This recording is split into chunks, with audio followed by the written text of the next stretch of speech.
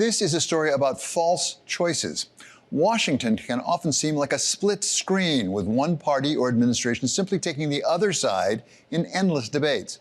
We've seen this with energy policy and the back and forth over fossil fuels versus so-called green energy.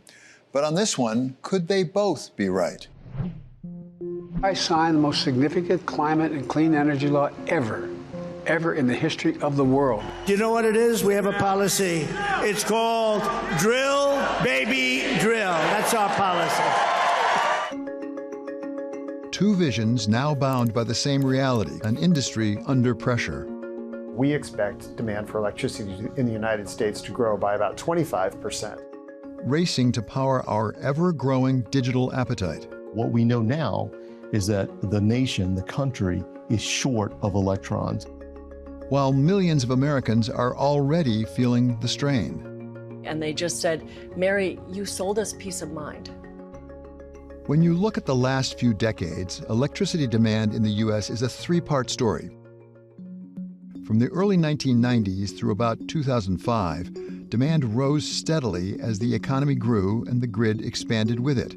Then, from 2005 to 2020, the trend flattened, efficiency improved, and industries modernized. But starting around 2020, the pattern shifted again. For the first time in more than a decade, electricity demand renewed its upward march, and the projections for the future only climb from there. AI is affecting really everything across the board in the electricity generation sector at the moment. Ethan Zindler is the head of country and policy research at Bloomberg New Energy Finance, having served as climate counselor to Treasury Secretary Janet Yellen. He sees efforts by the Trump administration to cut back on green energy as running up against the overall demand for more energy. When it comes to the zero carbon or lower carbon energy technology companies, in some ways it's the best of times and worst of times. Worst of times in the sense that some major important subsidies have been removed or are in the process of being removed through actions from Congress. The bill as amended is passed. But the best of times aspect of it is the demand for electricity, after essentially being flat for about 2 decades, is now quite quickly rising. So this is a real substantial change and something that is providing a good deal of uplift to the industry. Markets are voting with their wallets, as they always do, betting on anything that can build fastest and connect first, green or not. The S&P's main gauge tracking clean energy is up about 50% this year. But behind the boom, most of the power supporting that AI growth still comes from gas and coal, as they are set to shoulder much of the next decade's growth in electricity demand. We've largely solved the production side of energy. We know how to produce natural gas, we know how to produce oil, we know how to produce electrons. Our challenge in America today has become getting that product to market. A challenge Dan Brouillette knows well. He led the Energy Department in President Trump's first administration. So it wasn't that long ago, all the talk was about energy independence. It now seems to be energy sufficiency from whatever source it comes. What are we doing to make sure we have sufficient energy? Beginning with, at the federal level, what they're looking at are things like permitting. One of the challenges to building projects here in America has been the permitting process. We have a dear mutual friend, and he's the CEO of a major pipeline company. He has said quite bluntly, he said, it takes me longer to get the permit than it does to build the pipeline. And that's a problem. When President Trump returned to office, he said some things that some people interpreted as saying we want to go back to favoring fossil fuels more. Has there been a shift back toward fossil fuels? There's been a shift toward the realism that is necessary in energy production. I think for years and years and years, perhaps as many as 10 years, the United States looked at energy policy almost exclusively through the lens of environmental policy or environmental science. We're going to put the miners back to work. But when you think about energy and its importance to our economy, you cannot look at it exclusively through this environmental science lens. You mentioned oil and natural gas. There are also alternative sources of energy, some call renewables or green energy. What is that balance looking like, and is it shifting? It's not shifting very much. I mean, what we're seeing are more renewables being put onto the grid. That's certainly true, but that's largely capacity. The capacity, the ability to make energy. It's not the production of energy. Those are two different concepts.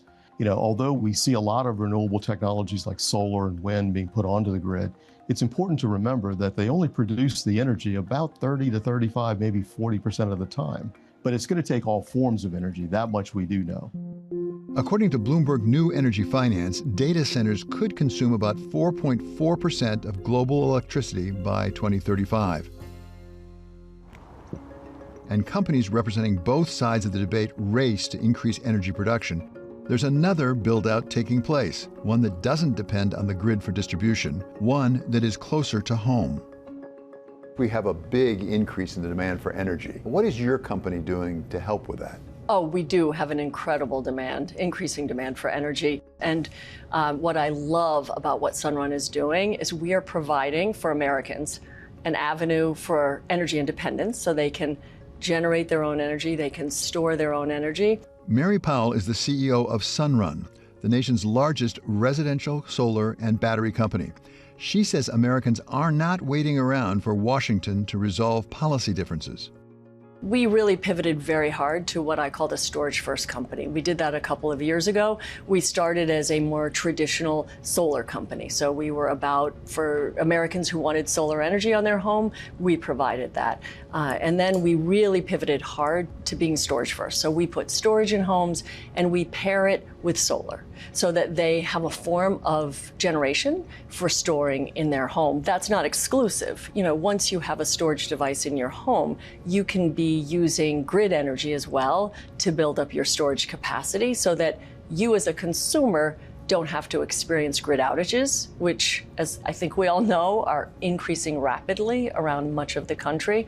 And at the same time, rates have gone way up. So it gives consumers a way to generate, store, and control their energy cost. Just this year, we have dispatched 700 times back to the grid.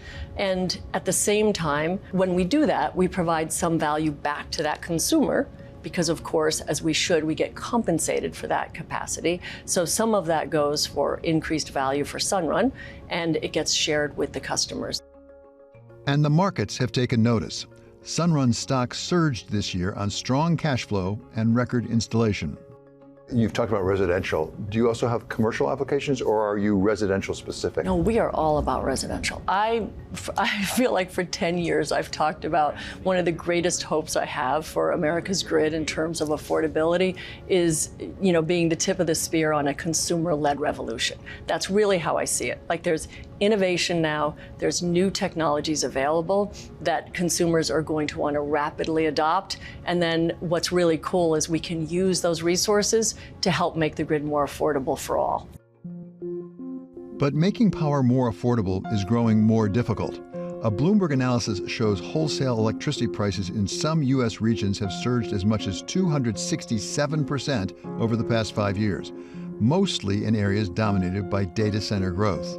Running a utility is really hard work, and it's really hard even when people agree, regulators, politicians, et cetera, that you need more resources. As a country, we really went from NIMBY, not in my backyard, to banana, which is, build absolutely nothing anywhere near anyone. So again, this is capacity that's being built because consumers are deciding that they want to take more control of their energy. The same impulse driving consumers to take control of their energy supply is now shaping national policy as the U.S. races to compete in a global energy race, a race with national security as well as economic stakes. Particularly for the market for batteries, the U.S. has really heavily relied on China to provide the large-scale batteries that are used for so-called utility-scale projects. The new One Big Beautiful Bill includes a provision that specifically attempts to turn the market away from foreign-made batteries. If you want to qualify for tax credits in a couple of years, you will need to be using American-made equipment, or at least not Chinese-made equipment. I think many of the countries around the world are beginning to understand the importance of energy to not only to their economic security, but their national security. And that's why you're starting to see, in many cases, the policies shift in the way that they are. From nations to homes. I don't see this consumer-led revolution as the solution. Whether it's green or not. I see us being a really critical resource for flexible, resilient solutions for utilities. In the end, it's about power in every sense of the word. This is a real substantial change. And one reality cuts through every debate. We're going to need all of it in order to meet the demand curve.